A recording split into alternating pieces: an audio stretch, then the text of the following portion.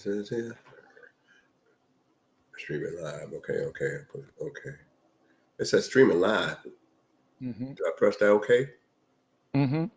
Press okay. Hallelujah. Hallelujah. Blessed be the mighty King, your host of our. Thanking the Most High God for life, food, clothing, and shelter, wisdom, knowledge, and understanding. Thanking the Most High God for all things and everything. Thanking the Creator for. Let me start this over. Let me see here.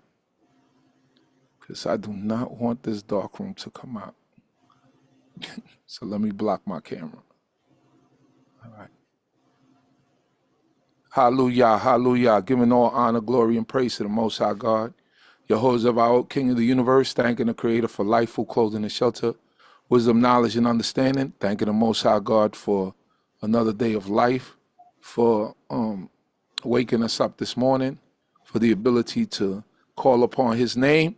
We don't take those things for granted. We don't take life for granted or the things that He does for us, giving all honor, glory, and praise to the Most High.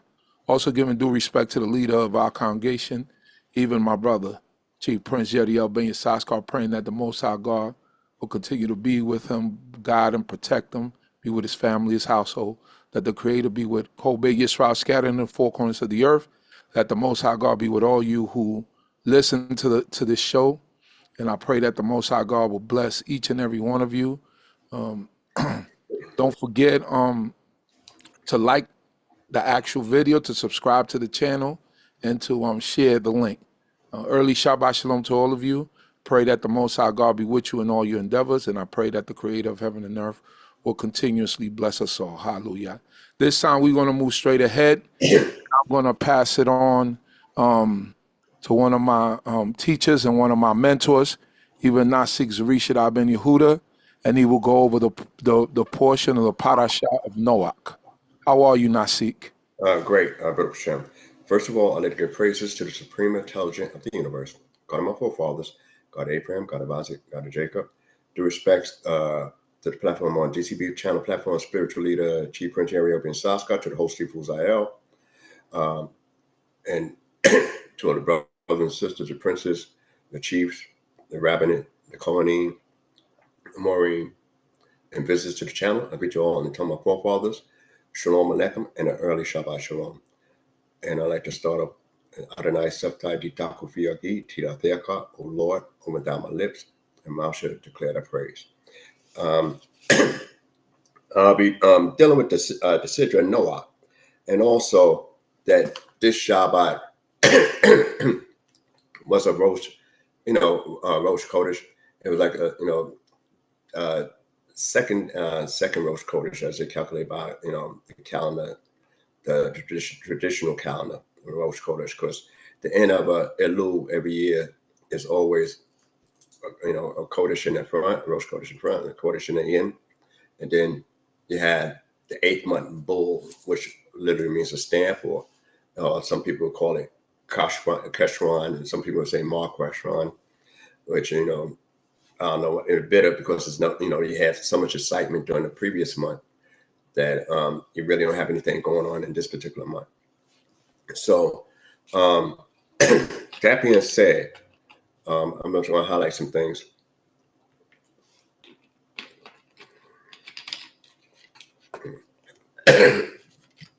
Highlight some things on Noah.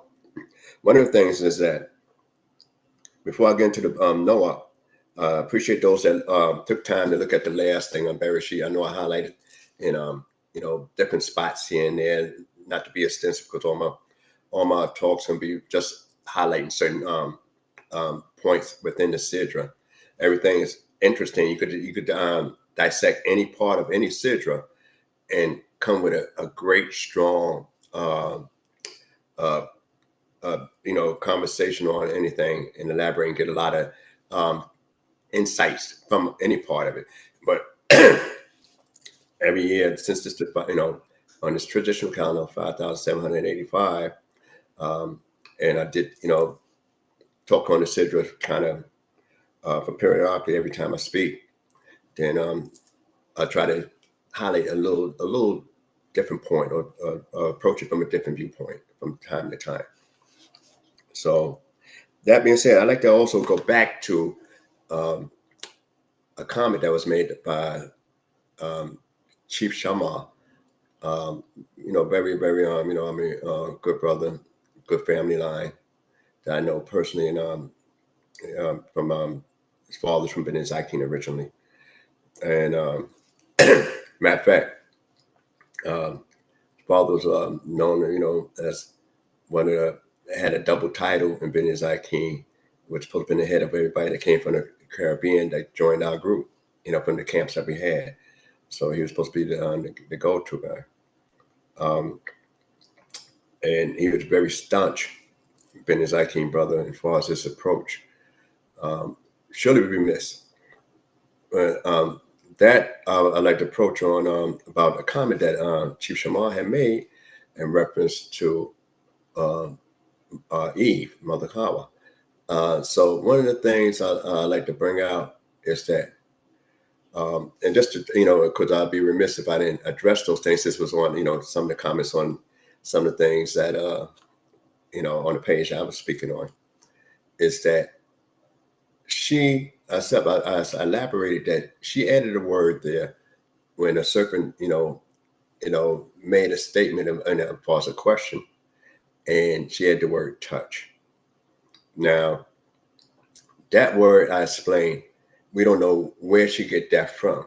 And, I said maybe Adam made an extra prohibition for her, but we know that the command that was given to Adam was, not to eat from it, not that he couldn't touch it. And the tree of life right next to it, so he's supposed to dress and keep the garden. So he also supposed to keep and maintain that tree as well. So maybe, and I gave the example, I said maybe because, I don't have no proof on that. I said perhaps Adam might have told her that since his job was to deal with that. And if he need assistance, he would call her in, but not to touch, touch it. But it could have been any tree, not to touch it unless I call you to assist me in my job. That's how I explained it last time. So whether if Adam gave it to her, from that, from that insight, and you just say, that being they was together at one time, he separated and built the woman from the ribs, then you could say that, might from a stretch that she may not lie on about concerning the matter, but she talking about the Creator himself, saying that you're not supposed to eat it or touch it.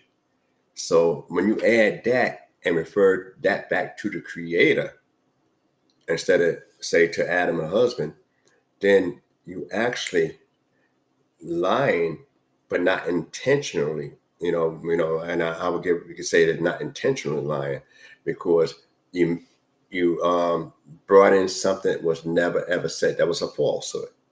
So you're bringing up a falsehood in that sense. And, so you could use the word falsehood. So she falsely, presented a rebuttal to the serpent. And another thing I'd like to address is that she herself, when you say about innocent, didn't know anything about evil. Anytime you have a prohibition, Adam was intelligent.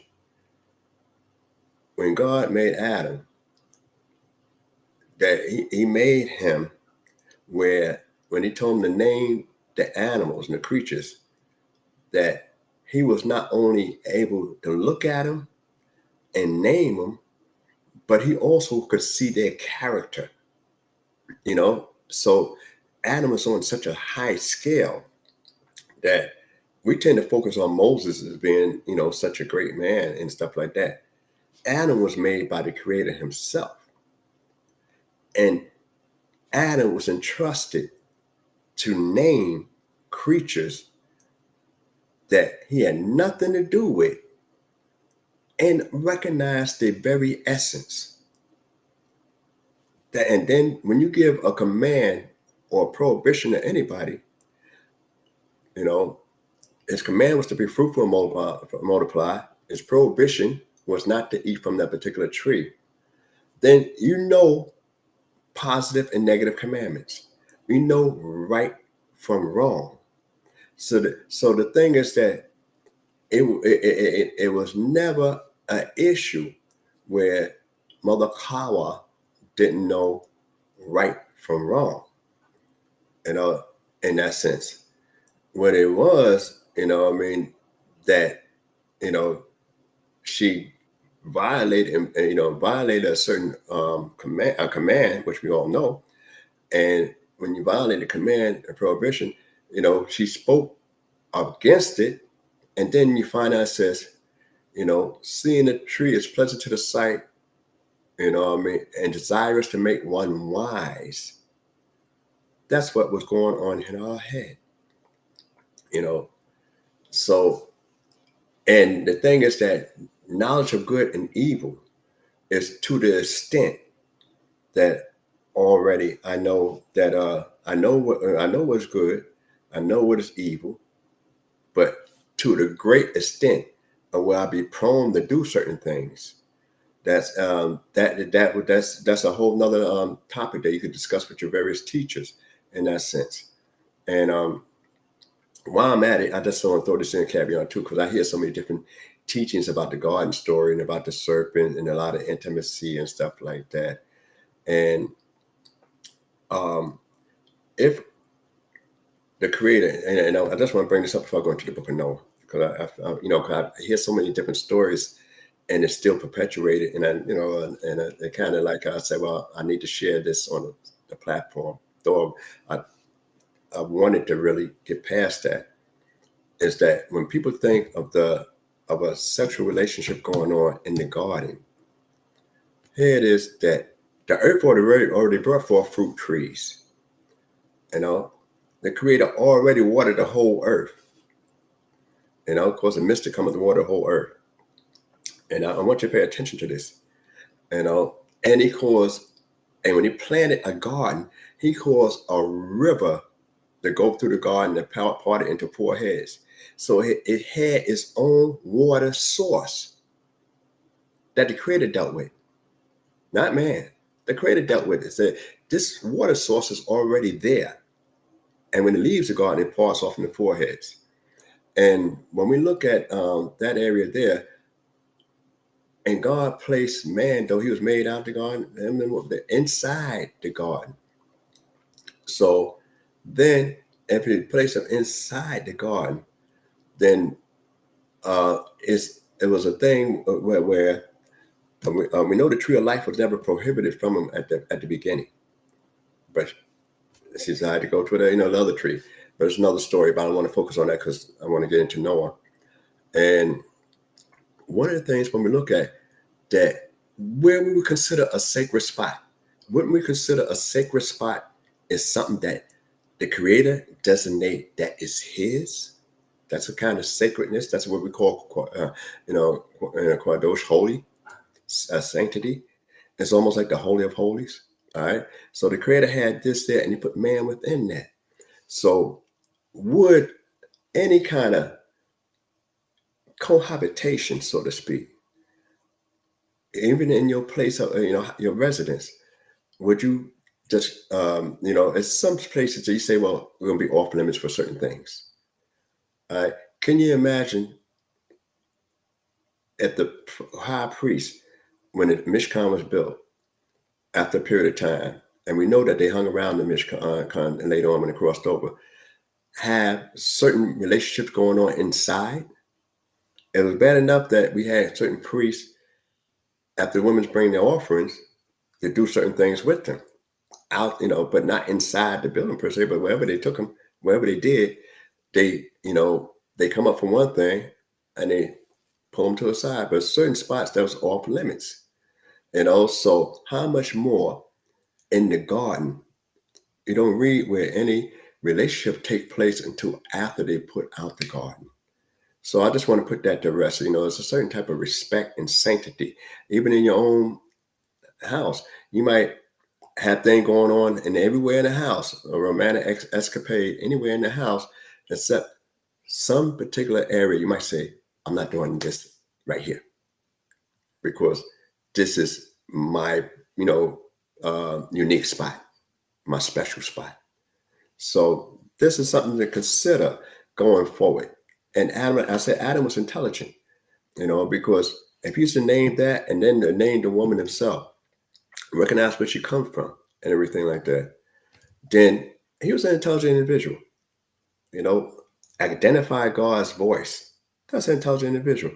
God can converse with him. Intelligent individual. So he was, so they know, knowledge of good and they had knowledge of what's wrong, but to what extent that will you be promoted to do wrong? Because when you read in certain books like Made Apocrypha, it said the seed of evil was in man's heart even from his youth. So it just took a little bit more cultivating. But just so much for that. Now I'm going to focus on the book of Noah. And so but we find out that man was doing, might made right. And he had a lot of guys that was doing all kinds of stuff. So this guy, Noah, what's interesting is that we finish off reading about him. But I want to go back from we get a little example of Noah from the 6th chapter. And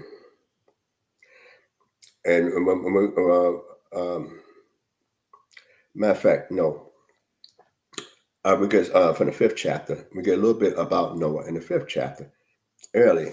And it goes on and says that and Lamech lived 182 years and begot a son. It just said one son, a son. And it called his name Noah, saying, This shall comfort us in our work and in the toil of our hands, which cometh from the ground, which the Lord hath cursed. And Lamech lived after he begot Noah 595 years and begot sons and daughters. And all the days of Lamech were 777 years, and he died. All right. And then it's in the 32nd verse, it says, the 5th chapter, and Noah was 500 years old, and Noah begot Shem, Ham, and Japheth. Okay. And then it says, and it came to pass, when men began to multiply on the face of the earth, and daughters were born unto them, that the sons of God saw the daughters of men, that they were fair, and they took them wives, whomsoever they chose. And the Lord said, My spirit shall not always abide in man forever, for that he is also flesh. Therefore shall his days be 120. The Nephilims were in the earth in those days, and also after that, when the sons of God came in unto the daughters of men, and they bore children to them, the same were mighty men that were of old, the men of renown. And the Lord saw that the wickedness of man was great in the earth, and that every imagination of the thoughts of his heart were only evil continually. Now, that's just keep multiplying even more with that on the negative side. And it repented the Lord that he made man on the earth, and it grieved him at his heart. And the Lord said, I will blot out man whom I created from the face of the earth, both man and beast, and creeping things, and fowls of the air, for it repented me that I made them. But Noah found grace in the eyes of the Lord. That's how Bereshit ends off. All right, so the book picks up with Noah in the 9th chapter. It's 6th verse, 9th chapter, and it goes all the way to the end of the 11th chapter. All right, so we're just going to focus on that. And it says, it opens up like, these are the generation of Noah. Noah was in his generation a man righteous and wholehearted. Noah walked with God, and Noah begot 3 sons, Shem, Ham, and Japheth. And the earth was corrupt before God, and the earth was filled with violence. And God saw the earth, and behold, it was corrupt, for all flesh had corrupt their ways upon the earth. Now, I just want to focus on this here section here, and because we got 2 major stories in the book of Noah in this particular sidra. The first one is concerning the Malbush, the flood story. And then the next one is the Migdal of Babel, the Tower of Babel. All right. All right, so we got two stories that's already in this particular area, and I want to just touch on a little bit of both of those stories. So that's why the Haftorah was for Rosh Chodesh was Isaiah, the 66th chapter from the first verse to the end. Since it was a Rosh Chodesh, it's not the normal Isaiah that you read for, and I believe in the 45th chapter, starting with the first verse, maybe for Sephardic, maybe around 1 to 10, maybe for the Ashkenazis from 1 to 55 and 5. So since it happened to be, so I'm just going to focus on this particular area here of this saying of Noah. Now, first of all, we already know that it was so much wickedness and corruption going on in earth. And I know that some people might go into these other books of the book of BINAH, the book of Jubilee, and all the other stuff. And when people ask me, and I just pause for a moment. When people ask me, did you read the book of Enoch? Did you read the book of Jubilee? Did you read the book of Yashir and all this other stuff? I say, I'm familiar with them. Definitely read the book of Enoch before. I just read some excerpts from the book of Jubilee, and I never really was interested in looking into what they call the book of Yashir, because I know we don't have the original copies of none of those books, none of them. From my studies from coming up, years ago in the early 70s, that we don't have the actual copies of those books. We have a lot of midrashic tales, traditional tales concerning those books. Some of the stuff, the content that's in those books. But the reason I focus on, and Vinny Zakin, the group I'm from originally, we focus on Genesis and the Tanakh, is simply because it's accredited to be written by Moshe, the prophet Moses. And not only is it credited by that, Moses is being taught by the Creator. So I mentioned before that you had the Gilgamesh story about a flood, but the ark is built different. And then from the dimensions of the ark and who was allowed to get on, is that dimensions of the ark would sink. It wouldn't stay afloat.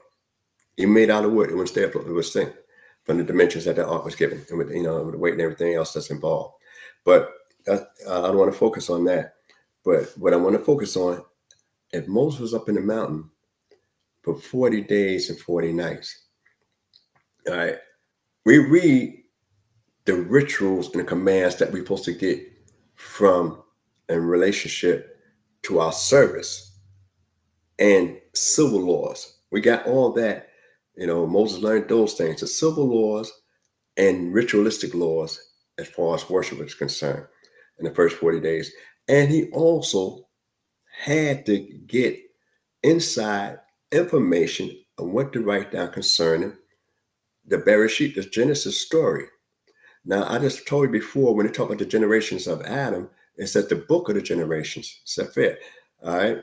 So we know, that, like parchments, and, they just use that term, as scrolls of parchments, which, but basically the book of the generation, when we find that book, find that written in the Hebrew, when they talk about the generations of Adam, then we know that things were written down. All right. And some of the things when God had Moses write the book, he getting this information from somebody that was there and somebody that was involved in the situation. So that's why I focus on accepting Genesis over Enoch, and all any other books. And then when you check Enoch closely, you find some of the characters that are supposed to be meeting each other could never met from the time frame and the ages that's given. So that's you find a few discrepancies here and there. So those are some of the areas that and not to take away from Enoch, because they say he walked with God for 300 years, and it was not, and God took him. So that's it's a lot of mysteries behind him, saying, well, what's going on? The people knew that God took him, and like I said before, we have witnesses when the Creator have Elijah the prophet taken up in the whirlwind. not only the prophets know, but his protege Elisha was able to see it, to get a double portion of his power. So, not to digress so much from the story here, but when they talk about the generations, use the word toldot. Toldot is it was translated as generations, offspring, but we have another word, not just the things that's born through, but we have another word that we use that we're more familiar with when we say Yom Hu Haledet, Yom Hu Haledet, which is happy birthday, the birthdays. So now, if you're talking about the generations or the birth that he's giving birth, then why the change? Why is it now that it's said that Noah, is righteous, wholehearted, and walk with God? And then they talk about his sons, Shem, Ham, and Japheth. You figure when Noah is first introduced and his father said, look, we're going to find some comfort in this guy and look for him to be able to help out in that world that was really still under, a problem, which I spoke on a little bit more, in another talk, that Noah himself, why isn't that we find out that it talk about his character, and one of the things I would branch, but you could discuss it more with your teachers. One of the things I like to put forth is this, that they talk about his character because we don't know what he did to find grace. But he said he found it. That means he was working on some things. He was trying to get himself together one way or the other. He was trying to go against the grain of things that was going on. He had an example from his great grandfather, which was Enoch. He had some example. His grandfather Methuselah. He was able to converse with those guys when you check the age and chronological age and numbers. So he had to have some inkling of what I need to do to go against the grain of the society that I'm in. And since so that means that he was working on trying to achieve this grace, trying to achieve to get close to the Creator, like we all do every day in our life. Our whole existence, when we go ahead and pray, and when we come up on them holy Shabbat days, is trying to get closer to the Creator. And a lot of times, we know, the majority of times, we can't do it without the Creator helping us get there. So therefore, if you are working to try to achieve that kind of closeness with the Creator will say, okay, I'm going to help you out. I'm going to allow you to gain that. All right. That's why it said he found grace, in the eyes of the Creator, because he was working towards that particular goal. When we went through those particular seasons, we were supposed to be working on a particular goal to try to get closer to the Creator. That was our whole job.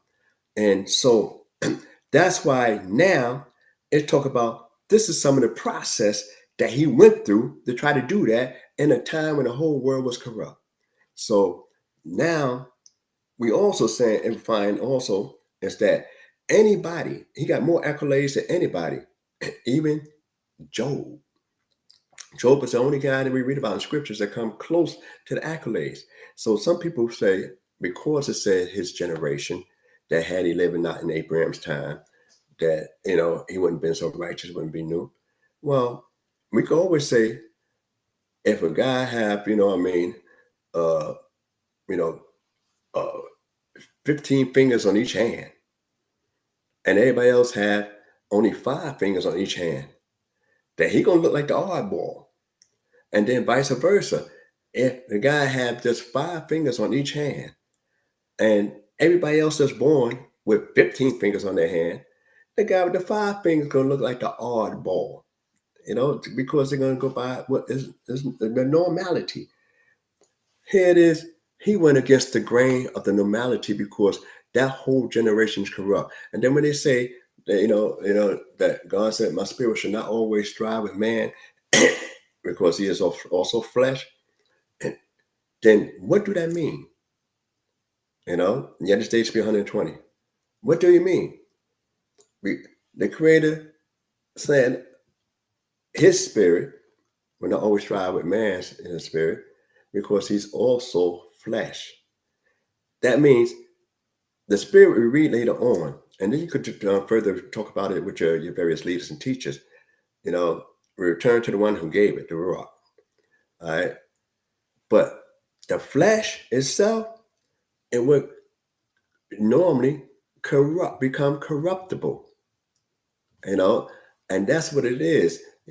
Some things become corruptible, and I'm gonna just touch on that point a little bit as we move forward in this area. And they talk about the three sons, and he waited 500 in his 500 year to have children. In his 500 years to begin to have children, and you would think, you say, well, in a corrupt society, in a chaotic society, would you be comfortable when might make right, and anybody could take your wife, anybody could take your children, anybody could do anything to abuse you, anything imaginable, then would you say, well, do I want to have children? So we find out that the Creator said, yet the man, it'd be 120 days. So, 120 years, 120 years. So when we think about the Noah story, we got to look at it and say, all right, I might as well now be fruitful and multiply, because the Creator is commissioning me for a particular job, and the salvation going to come. So now I can rest of surety that my fruit, will not be in vain, because a change is coming. And so now we could see why, some kind of correlation. But like I said, you can always discuss stuff with your other teachers that I'm presenting on my platform, and always, feel free to get back and ask questions in reference to that. But now I'm in the safe zone, because in my 500 year, and we're gonna find out later that it came in the 600 and whatever year that up in Noah's life, that it was within the margin of things going to change. All right, so that's it. And then also, people say, in a rough society, if I'm righteous in a bad society, I dealt with the people in my time that was beyond repentance. In Abraham's time, you have people that could change. You have more, people that, that strive to be more righteous. And you find people that change within it, even amongst our patriots. You find certain changes in them and development in them. So Noah would have been good for any time. He'd been a righteous man in any time. Two major rabbis, I believe Yohanan, and then Rabbi Lachish, who was they was brother-in-laws. But it was interesting enough to know that Rabbi Lachish used to be a bandit and a robber. Those that follow certain, halakha tradition. He used to be a former bandit and a robber. And then he just met this guy, Rabbi Yohanan, and then he changed his ways. He liked him so much, had a good spirit with him, and that he wound up marrying Yohanan's sister. So they became brother-in-law. And he studied with Rabbi Yohanan, became a great rabbi of his time. He had his own disciples, and he had this Yohanan had his disciples, and they go back and forth with a little different dialogue, and debates and oppositions of debates and different principles, but it was really good. That unfortunately, from what the story goes and history goes, that Rabbi Lachish had died early before Rabbi Yohanan, and Rabbi Yohanan wouldn't use nobody else to study with. So, he refused to study with anybody else, because that was his partner and brother-in-law. And so he was so close, they say he died heartbroken, without studying anybody else. That's another story. But I just want to bring out that some people could change so dynamic, and they could change so dynamic in life that that when you see that they change so dynamic in life, that you kind of wonder, about certain people, that it's not beyond you to try to get better. It's within you, be able to get better. And if you're striving, the Creator will help you out. So much for that. So let me move on just a little bit. And it says, and the Lord said to Noah, the end of all flesh has come before me, in the 13th verse. For the earth is filled with violence, which is the word kamasatoi, through them, and behold, I will destroy them with the earth. Make thee an ark of gopher wood, with room shalt thou make the ark, and shall pitch it within and without, with pitch, and this is how thou shalt make it. The length of the ark 300 cubits, the breadth of it 50 cubits, and the height of it 30 cubits. A light shalt thou make to the ark, and to a cubit thou shalt finish it upward. And the door of the ark thou shalt set in the side thereof, with lower and second and third stories thou shalt make it. And I behold, I do bring the flood of waters upon the earth to destroy all flesh, wherein is the breath of life from under heaven. Everything that is in the earth shall perish, but I will establish my covenant with thee, and thou shalt come into the ark, thou and thy sons, and thy wife, and thy sons' wives with thee. And of every living thing of all flesh, to every sort, thou shalt bring unto the ark, to keep them alive with thee. They shall be male and female, of the fowl after their kind, and of the cattle after their kind, and the creeping things of the ground after its kind, to every sort shall come unto thee, to keep them alive. And take thou unto thee all food that is eaten, and gather it to thee, and it shall be for food for thee and for them. Thus did Noah according to all that God commanded him to do. Commanded him, so did he. All right. So I'm not going to focus on that part that much. I want to just go in a little bit deeper, because it's like two major things I want to highlight. But one of the things that we think about in this area here is that he's tasked with a job. He never made a boat before that we even know about. It wasn't anybody sailing, and then when we look at it, the ark, it used word tabah. Tabah. The only time you see that word again is what Moses' mother put him in, tabah. Now we're not sure, of the actual makeup. We know it's pitched within and without. But one of the things we look at, the gopher wood that is talked about. Gopher wood supposed to be flexible, a very good wood that's flexible and pretty light. Also, so if the wood's too sturdy, it will pop break under the torrent storms and stuff like that. And a wood too flexible wouldn't be good enough for an ark, to keep everything stable within it, with the kind of stuff it's carrying on.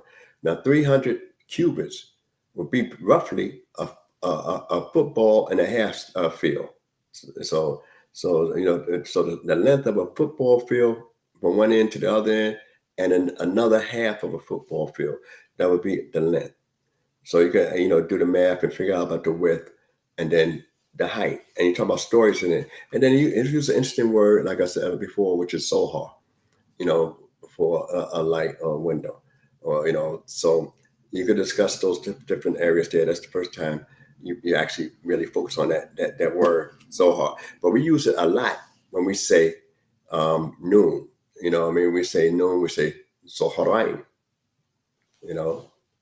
So, and that's really supposed to be the mid part of the day. So, so you might, want to, look at some of the words. And tabak, the word tabak itself also could be another thing for useful word as well. But that's something, that you could explore on your own. I just want to point some of those things out as we're going through. And we noticed that when he talked about clean animals and unclean animals, they used the word torah and lo torah. All right, and normally tamea is what we refer to as unclean. So now I just want to bring this out just so as I'm passing through.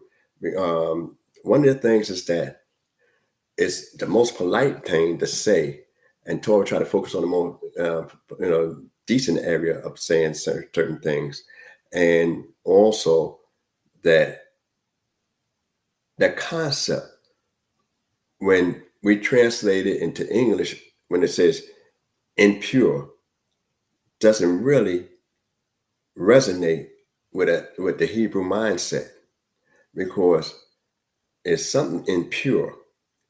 And I say, all right, I have some water here. All right, so suppose I drop some ashes in the water. All right, now the water is tainted, because supposed to be, well, according to the label and everything like that, supposed to be bottled up from the spring. That's what they say. So at the source. So if I get some sand and some pebbles in this here water, then that would make the water impure. All right, but does it make it? It would make it dirty water. It'd be dirty water. It'd be dirty water. But water is still water. Dirt is still dirt. And just that the water itself is not as pure. So that concept of impure doesn't exist with us. That's in that area there. So because either something's pure or it's not impure, because that means that when we talk about animals, and that's why later on when it gets to the dietary law, and they use the more stringent word from tameh, tamia, in itself. When we get to the dietary law, it becomes much more stricter. And the reason we call it more stricter is that you could get some pork, hook it up real good, and try to make it taste like chicken. That's what the famous black folks say. It tastes like chicken. Tastes like chicken. You could do all kind of stuff with the pork, and dress up like that. It's still no good and unkosher for us, and ritually impure for us to eat. And it's unclean to us to eat, period. No matter what you do with it, no matter how much you wash your chitlins and stuff like that, it still will not be okay to eat. So that's why, the concept of impure is, in other words, I could filter my water if it has some dirt in there. I could run it through the filter. And I make sure all the sediments and all the other stuff is out. Now I consider I got clean water. But it still was the water. The water haven't changed its property. But when we talk about animals, we get descriptions of what animals is not all right and what animals are all right. And no matter how much a raccoon or badger, or wash their paws and stuff like that, it's still never okay for us to eat. So this is the difference, and that's why sometimes when we think about the translation and the mindset of the scriptures, we got to be more aware of those particular areas there. All right, so and then and we know that the families get on the ark. All right, we don't read about the characters of the children, and that's one of the things I want to focus on. We don't read nothing about the characters of the children. In the 7th chapter, the Lord said to Noah, "Come thou and all thy household to the ark. For thee I have seen righteous before me in this generation."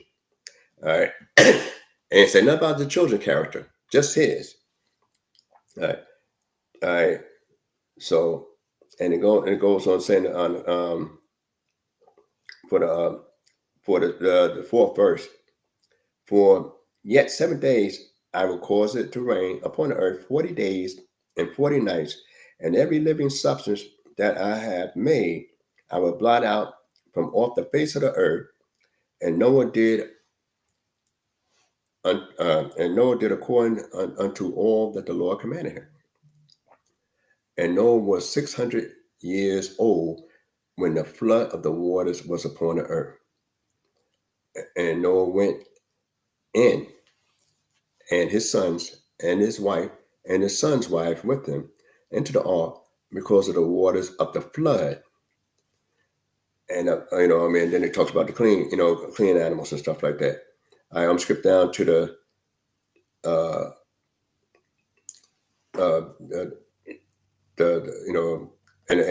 the ninth verse.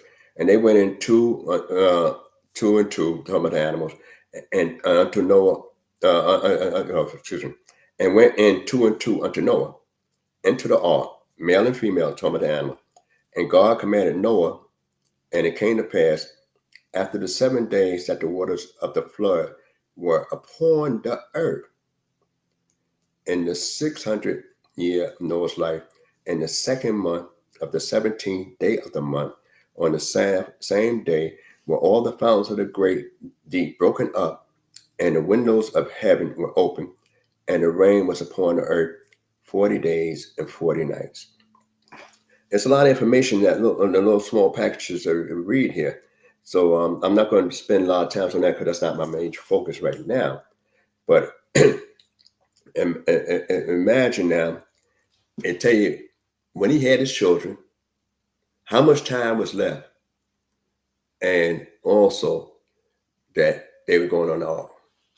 All right. So, and God said He's going to destroy everything because all flesh is corrupted itself. Don't you know that if you are a mean and vicious and violent person, don't you know if you have a pet, like a dog or something like that, your pet pick up them same vibes and become mean and vicious. If you're a kind-hearted person, usually your pet become kind-hearted. So we could influence our creatures and stuff like that. In order to entertain them or whatever the case is, or train them, you could train them to be vicious. You could train them to be kind, because if they're around you, they are influenced by your aura. So this is something that they already know and proven. Even watching certain programs, you could be influenced by your aura, and it depends on how you look and what you're looking for in the program. So I want to go just a little bit more in here, and it says, so we know that it rained 40 days and 40 nights. Can you imagine? This first time we read about rain on earth. You're building something away from the water, and this is a sizable feat. So you working on your own salvation. The Creator gave the plans. Only a few things that the Creator ever told us to build, and that was, He gave directions for the ark.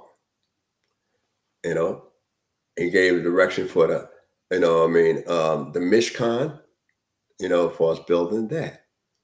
And when it came for the temple that Solomon built, it was man's idea, but it said from the plans that God showed David, and that's so when the Creator have you design something, anything else we do, we say, oh, this is our thing. We come up with this, we come up with that, and they usually have a very short life expectancy, when we come up with it. and the Creator have a certain design, certain things for certain reasons. All right. So when we go back and look at the rain for 48, 49, and it says, and we got the date when it started in here, talking about, what month and what day. It says in the second month of the 17th day of the month, all right, on the self-same day. Now, why these events and time is given? I'm not there. Is it the calendar? And I'm going to touch on that just a little bit, because we just was on a big Zoom meeting with some great, I know great leaders, Cohen Michael, this week, and I'm going to come back to that in a moment. But and it was about the issues of calendars and stuff like that, which tend to be was at one time a major issue in the Israelite community, and it was an issue in ancient history too as well, but not so much as it is today in the Israelite community. So And so are we talking about the second month concerning from the month of Abib, since Moses is writing this down? Or we considering the second month prior to Moses' time? That's the operative question, which be the month of Bull, which most people refer to as Mar Kashvan, which means bitter. Mar means bitter. But that's just something I'll just lay out there for you to discuss, and you can make your own decisions on that. And imagine something going on for 40 days and 40 nights. All right, but then it goes on to say on the 16th verse of the 7th chapter, and they went in male and female, all flesh, as God commanded him, and the Lord shut them in. That means the Creator shut the door. All right, Noah didn't shut the door. If God shut the door, then only God can open the door. So, and just remember what I just said. If God shut the door and it went in by the command of the Creator, then only by the command of the Creator can you come out the door. So, and the flood, and the flood was 40 days upon the earth, and the waters increased and brought up the ark, and it was lifted above the earth, and the waters prevailed and increased greatly upon the earth, and the ark went up upon the face of the waters, and the waters prevailed exceedingly upon the earth, and all the high mountains that were under the whole heaven were covered. 15 cubits upwards did that, the waters prevailed. All right, so one of the things is that, and we get down to the last verses of 23rd verse. Well, I'm a part of the 23rd verse. And Noah was only left, and they that were with him in the ark, and the waters prevailed on the earth 150 days. That's a long time. You know it's going to rain for 40 days and 40 nights. But the thing is that it's not just rain coming down. You actually got floods coming up. So waters from above, waters from below. Can you imagine being sandwiched in something like that? Where you got waters coming up and waters coming down at the same time. And, they got a lot of midrashic terms in reference to that area there. So one of the things that when we think about and look at is that imagine what Noah had to see, because his father had other children. He had brothers. He had sisters. All right. He had uncles, cousins, that's related to him. We don't know how many friends he had.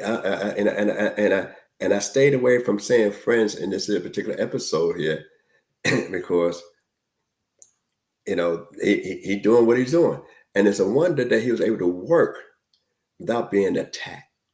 When there was so much violence in the earth, God had to give him some kind of protection where he could work and nobody would stop the work.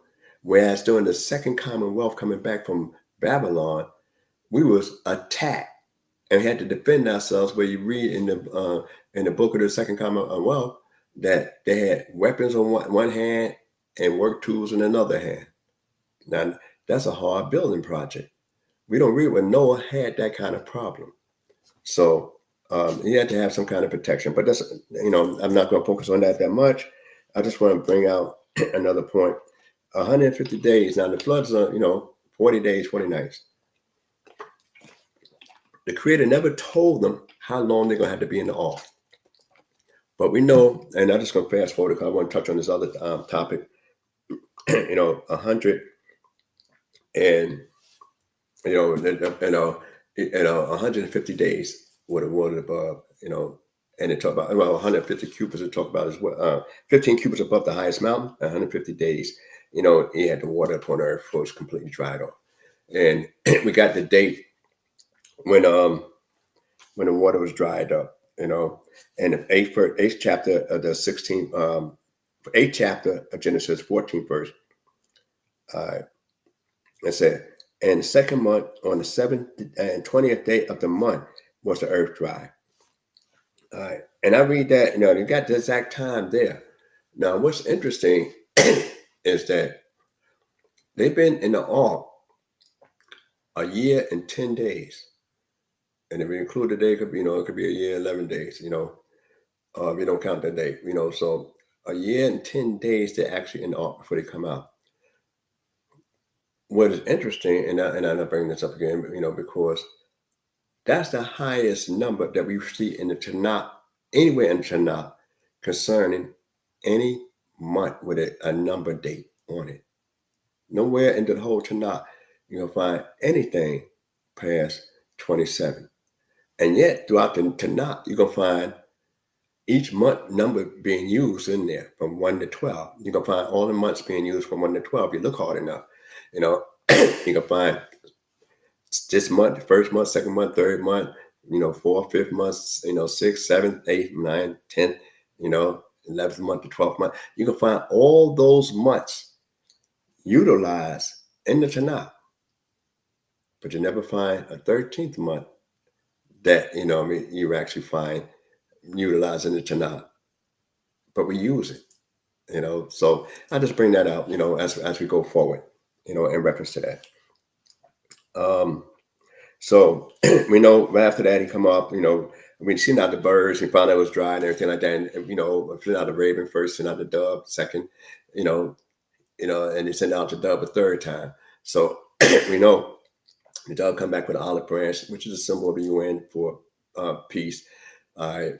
There's another symbolism behind it, but I'm not going to focus on it because my time is running short.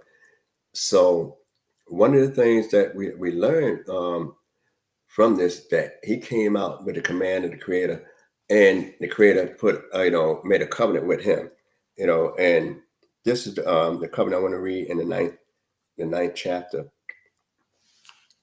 and it says that, well in the 9th chapter.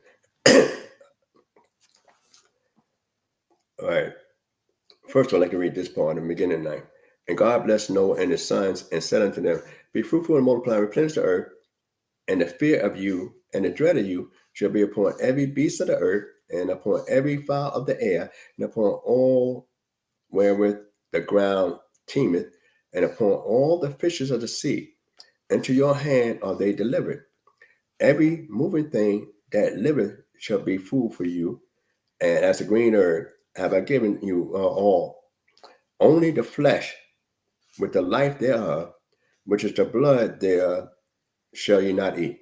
And surely your blood, surely your blood of your lives will I require at the hand of every beast, will I require it, and at the hand of man, even the hand of every man's brother, will I require the life of man.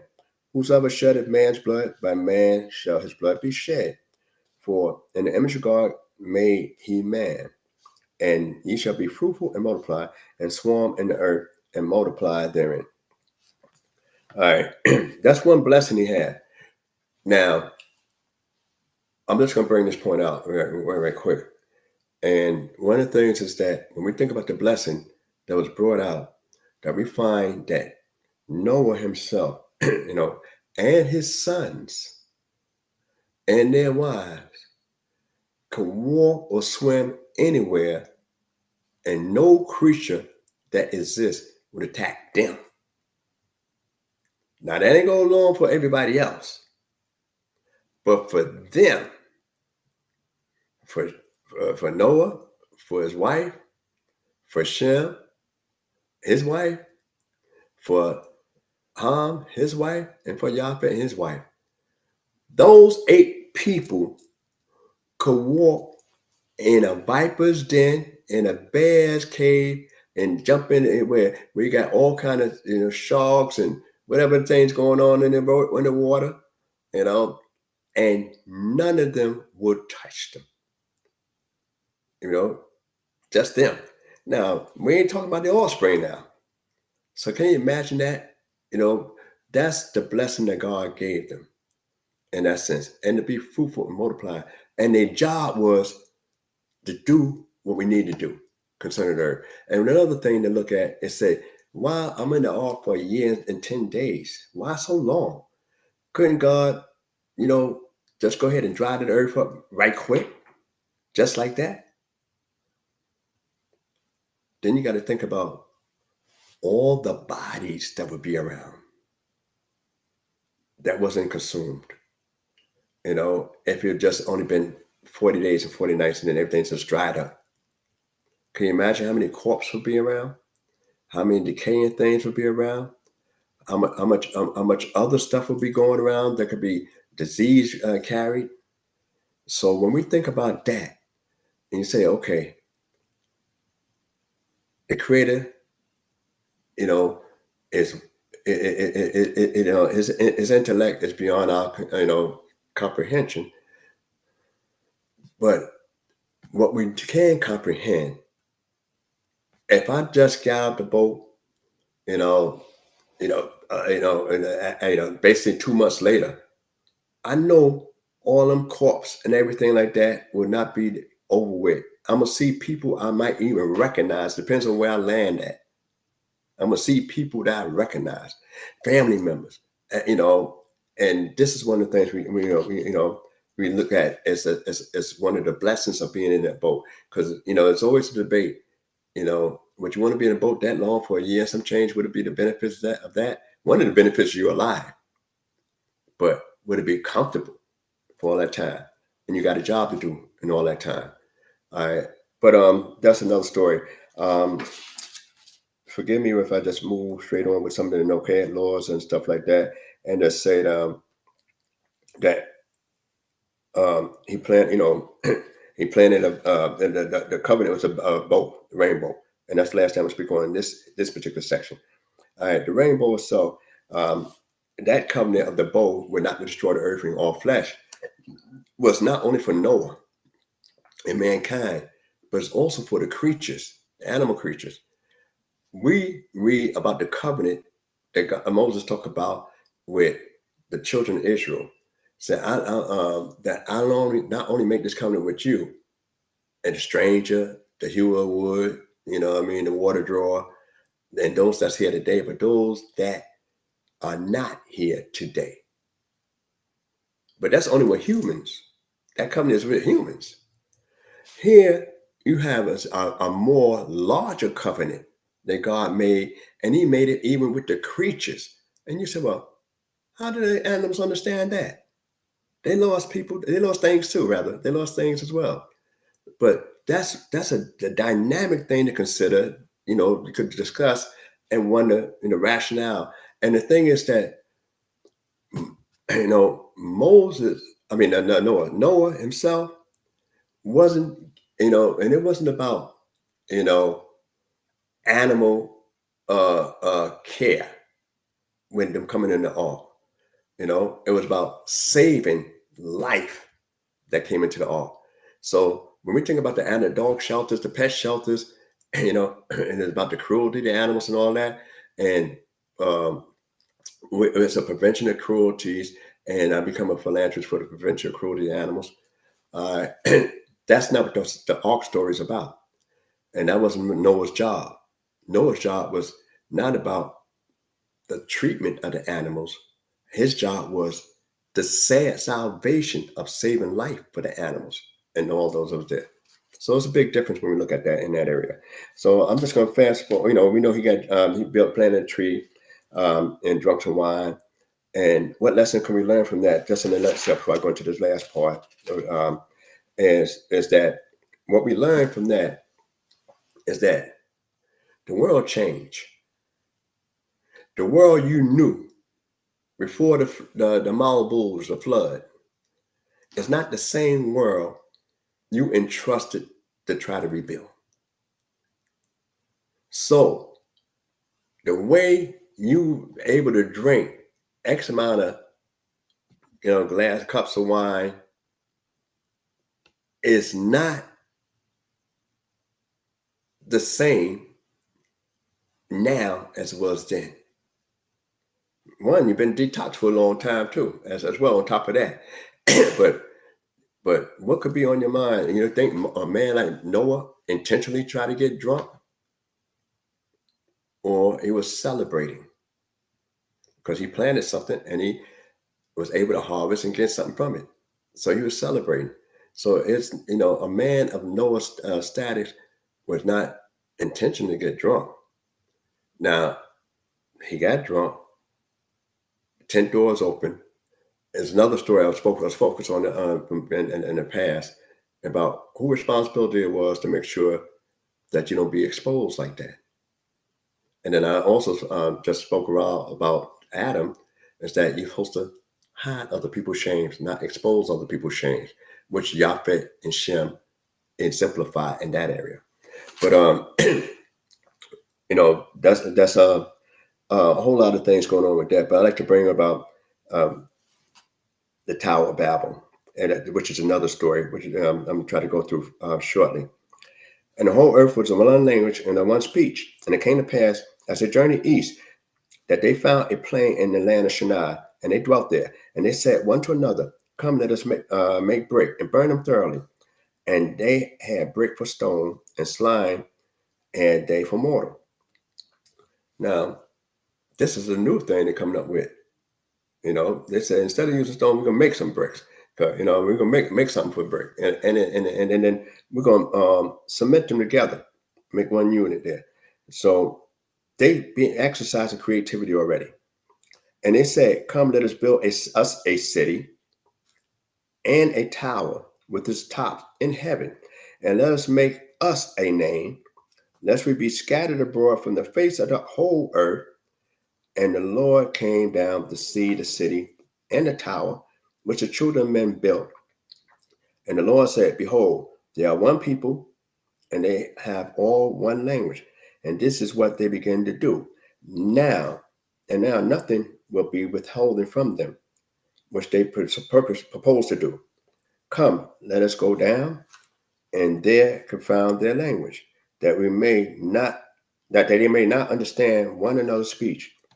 So the Lord scattered them abroad from thence upon the face of all the earth, and they left off to build the city.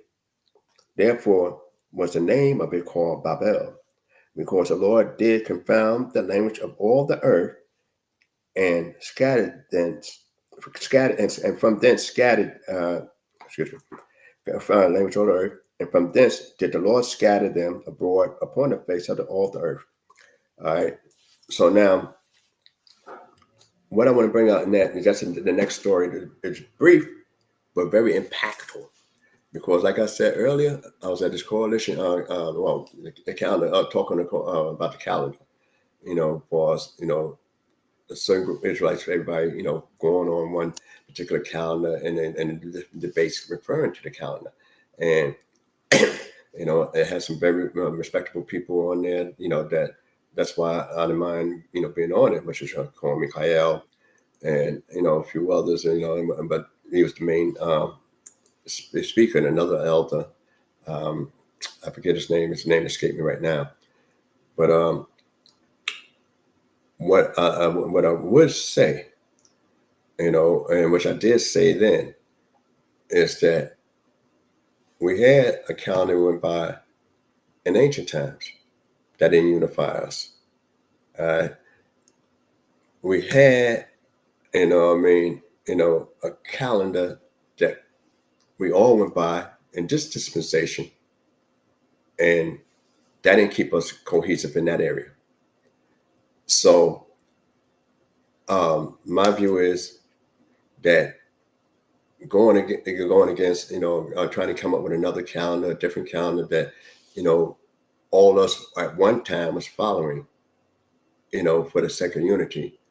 I don't see that actually working in that sense. Just me, Crown Prince Zurishaddai, my view. And that's not me consulting with other people. It's just my view from my assessment in my time. But I like to say that if the calendar we was going by was wrong, it was a unity. You figure, and from this example, and the reason I stop here and want to bring that out is because that the men that built the tower we don't know anybody's name about who's in it. We know we associate that as under Nimrod and all that kind of stuff, but that's from other sources and stuff like that. But we don't know anybody's name who's in charge of this project, at all. It was a project they came up with collectively and speaking the same language. And also, what we know was that they were so united. Said, what name we gonna call it? It could be a name for all of us that we all could, relate to. And why? Because we got an issue with God. Because we realize now that we want to stay close together. We don't want to be spread apart and scattered. You notice, they never said about being destroyed because they know about the covenant, and God already told them to spread out, spread out throughout the earth, the whole earth, not staying at one location, the whole earth. So they weren't worried about being destroyed. They was worried about being separate from one another. That's a unique thing. And the issue was not against each brother. The issue was against God, and the first generation that was so wicked, you didn't read where they tried to attack God. They attacked one another. They did all the wrong against one another. But you don't read where they actually did the atrocity against the Creator. And yet the Creator said, them people can't be saved. They had to get rid of them. And yet these people here were so united that the God said, he brought an entourage, whatever entourage he brought down. Only the Creator handled this mission. No matter what the entourage was, he handled the mission where he divided the language. That means you have a pure language in order to divide it up. And he also did the scattering. Nobody else did. We ain't like, this angel handled that, this angel. No, this is what the Creator did, because that was the power of unity. That's why I often say that in the 133rd Psalm, when God talked about, behold, how good and pleasant for brethren to dwell together in unity, it gives descriptions in that psalm, but the blessing was resting on unity. That was where the blessing rested at. They didn't talk about the oil that went down Aaron's head and his beard and all that kind of stuff, and I didn't talk about the duo Haman. The blessing was based on the united people, a brotherhood. So when we look at that area there, that we find that which unique is that even if you're doing the wrong thing, united, that means right in there, you respect, the other brother. You're going to have a certain type of respect and certain camaraderie. And these people had the same agenda. And mind you now, it wasn't no such things as nations in the first world. And there wasn't no such things as national identity until this scattering come about. So when we read in the 10th chapter about all these different things, which, because like I said, the scripture's not always in a chronological order. So in the 10th chapter, we read about before the Tower of Babel issue, about the descendants of all these people here. What, the 70 nations that we just went through, Sukkot, we had 70 sacrifices. And they said, and when you count those names in the Genesis, the 10th chapter, the nations and stuff like that, you come up basically roughly about 70 names for 70 original nations. And now over time, you got all these different splinter groups, but they basically had a source. All right. And when we look back at this this particular thing, when we talk about descendants of Shem, we find out, I just want to go back just a little bit in the 10th chapter, 21st verse. It says, and unto Shem, the father of the children of Eber, the elder brother of Japheth, to him also was born the sons of Shem, Elam, Asher, and all that kind of stuff. All right. So we read about Shem's children. All right. But we read not only from Shem's children and stuff like that. There, when we get into the 11th chapter of this here, and said, these are the generation of Shem. Shem was 100 years old, and we got a prox head. That's 11 chapter 10. That these are the generation of Shem. Shem was 100 years old, and we got a prox child 2 years after the flood. That means right there, this particular son was 2 years after the flood. All right. And then it gives these ages only for Shem's line, you know. And why they give these ages under the Shem line? Is to show and teach you a certain lesson. And that's why I'm going to conclude that. And teach you a certain lesson that Noah and all these individuals that's mentioned from Shem, basically for 390 years, all these guys, Abraham had to meet. They lived during the time of the patriarchs. Now, Noah didn't live through all the patriarchs' time, but Shem descendants from the time of Shem, from Shem onward, all them that's named in this particular chapter lived and encountered the patriarchs, you know, when you deal with the ages. So that's, you know, very important to recognize that we get an eyewitness account of certain events that took place. You talk to the man and talk to the man. And Noah was alive when Abraham, our father Abraham, was around. So he had examples and lessons to learn, to follow behind, to become the man that God, you know, wanted him to become, because he had lessons. And as we get ready to go into Lekha, it's going, travel out and become what you need to become, what you should become. So when we say Lekha, come to yourself, find yourself. It's like sometimes you got to travel without. So with that, I hope you got something out of what I said. Any mistakes been my own, and direct, you know, any comments, you know, from what I said to, you know, on the chat, you know, address it to me, because it may not necessarily be the consensus of the platform on D.C.B platform. And any mistakes been my own. And with that, you know, I'll say Shalom Aleichem and an early Shabbat Shalom. Hallelujah. Tower of Babel, Nasik. Right. Thanking the Most High God for your life, and thanking the Creator for all things and everything, food, clothing, and shelter. Don't forget to like this video. It don't cost nothing to like the video. Don't forget to leave your questions. Leave your questions in the comments or in the chat. And also, don't forget to share the link. May the Most High God bless each and every one of you.